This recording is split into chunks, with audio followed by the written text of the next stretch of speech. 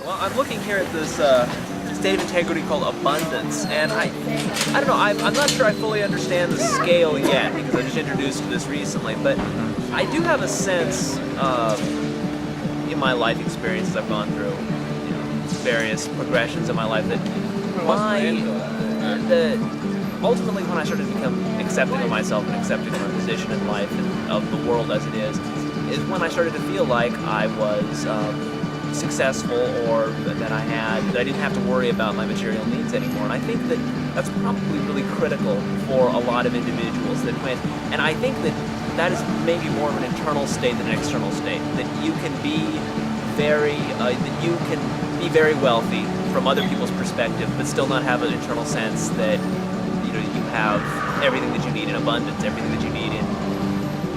For example, my boss, he makes, I don't know, probably 5 times as much as I do, but he feels poor. And he feels like he needs to make more money, he needs to do more, and he doesn't feel satisfied in his day-to-day life. He lives in a house twice as large as I do, but he feels like it's too small. I think that sense of having accepted where you are and what you have, and having the sense that you have enough is, I think, really critical. And what does it say in the emotion? What's the emotional tone when you have abundance? Exhilaration and aesthetic. I would say you have a sense of aesthetics when you're feeling like your well-being is taken care of, don't you? Sure. Yeah. I don't know if I would raise my sense of well-being to the level of exhilaration. I mean, exhilaration to me seems like a really strong way of expressing it, but I think I'm certainly happy. I don't know. But yeah, certainly there's a sense of gratefulness. I don't see how you could not be grateful to have the opportunities of birth that we've had in this country. And problems my condition welcome. Yeah, absolutely. I welcome new problems because my experience in life is that I've been able to deal with them in the past. I like giving homeless people change. I like seeing them there too because they help out with my social type of thinking process of where I get information from. It goes around. Money's like actually equity. Right now, the attitude is gratefulness, cherishing, ardor, and enchantment. Got endorphins. If we didn't have them before this, we feel them now. Endorphins are the faith-producing hormone released when we know we make a difference. We welcome others, and others are devoted to our goals.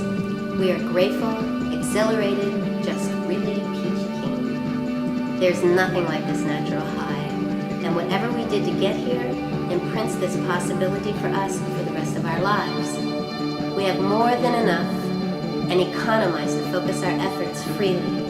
We stretched beyond childhood in a positive way and healthy way. From here, we can raise our children and manage our civic duties with some clout.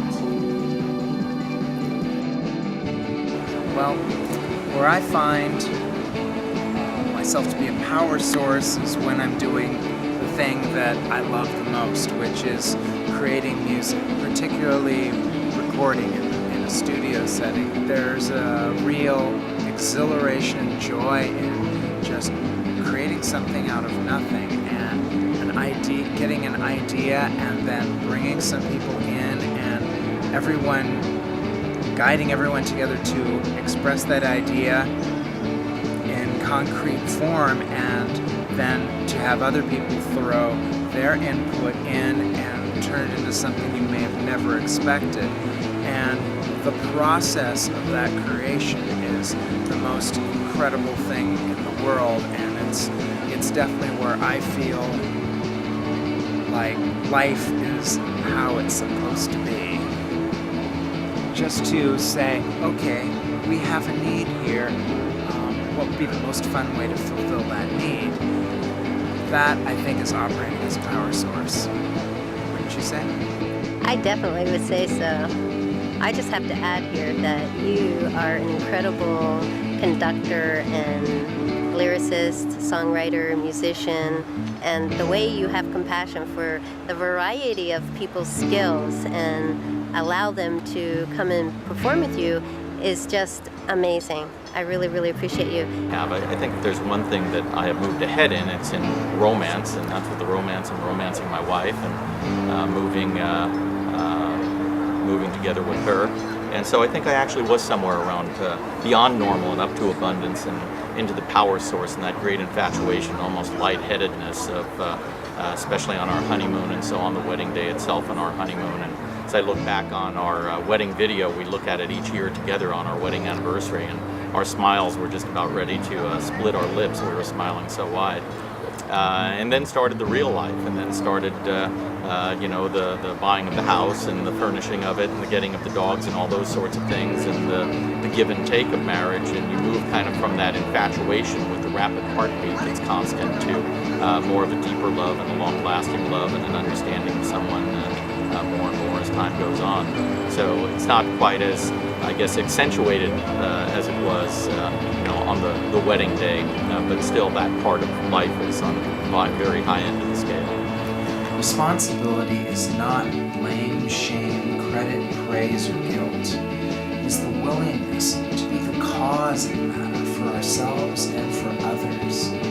When in positions of power, we have the potential for life to be a joyful event. When we do, we experience the distinction between power and what poses as power, force. Being wealthy may offer liberties without the attitudes generated by a genuine power source. Wealth can buy force, but it cannot buy serenity, ecstasy, joy, and compassion. We don't have to be wealthy to be a power source. We have only to take responsibility for our power and be a source for joy for others to experience this peace. In my opinion, you got to integrate your life with everything else around you.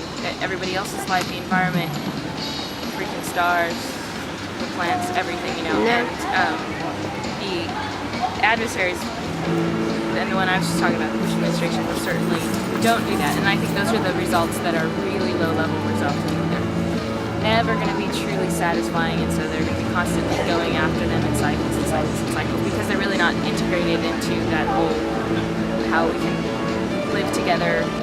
As far as the disadvantages of the scale, and I understand that it was written the way it was written so that it could be understood, but it's very linear. And I don't think that as we are improving ourselves from being the very bottom rung at scale level 16 all the way up to being the truly enlightened individual in scale 1, that necessarily the moves are linear. We realize that there are certain characteristics that we have that need to be changed. When we want to change to become a different person, we might be working on some of those simultaneously, and they're at different levels. So it's easy to understand reading it. I don't know if practically you would really go from one level to the next level to the next level. It's not so quantitative as the scale would suggest. But I find this whole scale really interesting. If you could, I was reading through it and I could place a few different friends of mine on it, as well as my perception of federal government and stuff. And it would make it a lot easier to deal with people if you could, recognize, like in the case of my roommate, what to sort of set out encouraging him to do in order to at least try to help him. Which is hard because, you're not necessarily sure that any given person wants to break out of their state. It's completely and of course all the way up to them. You can't lead a horse to water. Even if they don't necessarily want to do it, if you just kind of suggest some of these, how to move up things in the, how to move up columns, you're very subtly trying to keep their ass in the right direction. That's great. Without being a total control freak. I think the integrity tone scale probably would be something good to have magnetized and stuck on my refrigerator along with all of my other refrigerator magnets. It's something to look at to determine at any given time where we are and if we need to make a move. And I think it could be quite beneficial.